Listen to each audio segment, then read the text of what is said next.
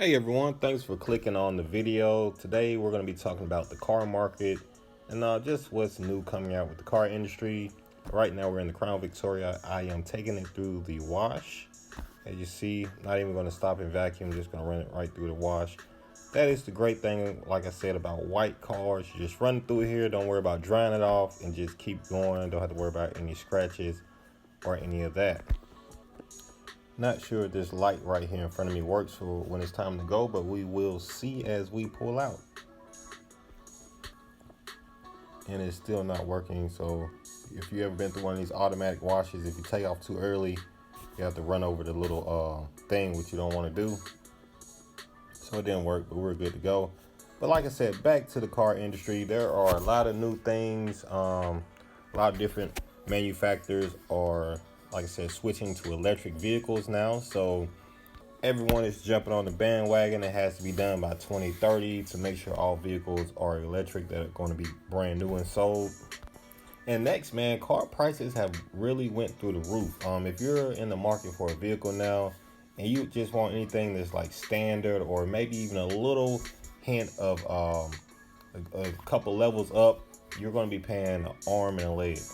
For instance, the Ford Ranger, that is a vehicle that, is known as an affordable truck, just a little small truck, pickup truck or whatnot. But now those are up to 50 grand.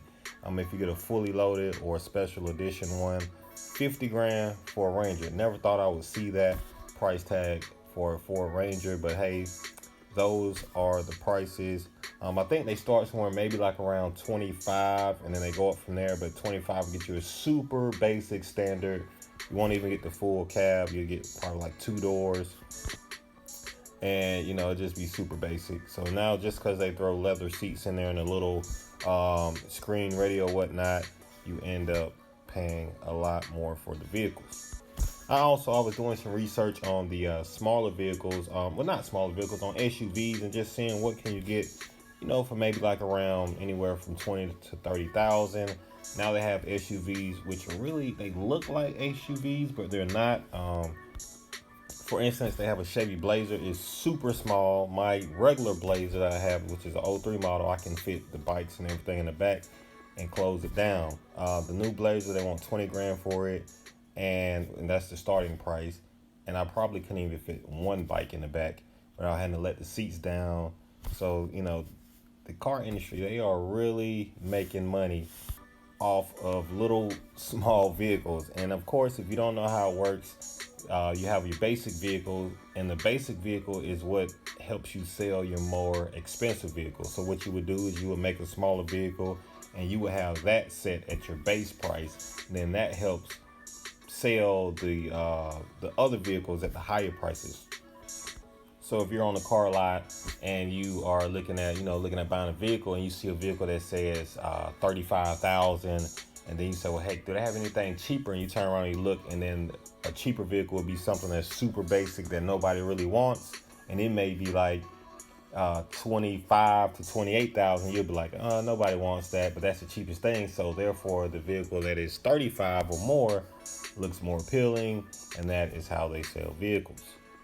But with all that said, you can always get a great deal on a vehicle. You just have to do a little bit more settling. I would say a little bit. You may not want to buy it brand spanking new, maybe a year old. And even now, if you get a vehicle, some vehicles I have seen are like a year or two old, and they're selling for more expensive than the new vehicle, which is very strange. I've not figured that part out yet. If you have, leave that down in the comment section below. But normally you can, maybe get a vehicle that's a year old, save you that out off the lot fee, which is going to depreciate anyway, and save you a couple grand down the road with the vehicle. And it's like I said, if you buy it a year old, it'll still have the factory warranty, so you'll still be good to go and won't have to worry about any repairs or if something goes wrong with the vehicle. And if you're like some of us, well, most of us who watch this channel, we like to buy our vehicles used. We run the Crown Victoria, the Mercury Grand Marquis, the Lincoln Town cars. What else? We have the Impala that we run, and with those vehicles, you can buy those vehicles secondhand, great price. It's not over budget. fairly simple to repair, very reliable. This vehicle here, for instance, we have on the Crown Vic, I think it's 127 on here, and I think I got the vehicle right at 90,000 miles. So far we have put just about 30,000 miles on the vehicle, and the most I have spent on maintenance was, I think, $600, and that was for the rear differential service on the vehicle. But other than that, man, $600, 30,000 miles plus what I paid for the vehicle, which, you know, didn't put a big dent in my pocket. So, and I'm still riding and, you know, good to go. But as you see, I do have to buy this new windshield because for some odd reason, the crack started at the bottom of the glass and it just worked its way up, and then it decided to make it right, and it just went straight across the windshield. So it's very strange how that happened, but you know how it is when you're on the road and you get those, you know, rocks fly up or whatnot. It happens, no big deal.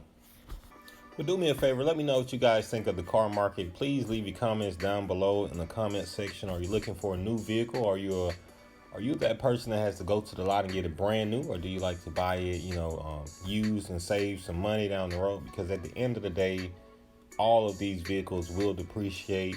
If you buy it new, you just lose a little bit more money. And that depreciation actually shows you what vehicles are really worth. I mean, vehicles that used to be on a lot for 50, 80 grand, or now you can probably get them for like 5 or 10 grand. So is it really worth that extra money? Like I said, as long as you got something reliable, looks great, you know, get you there. I don't know why they are overcharging. But that's today's topic that we were going over. And thank you guys for tuning in. And I will definitely be catching you guys on the next video. But until then, I will see you.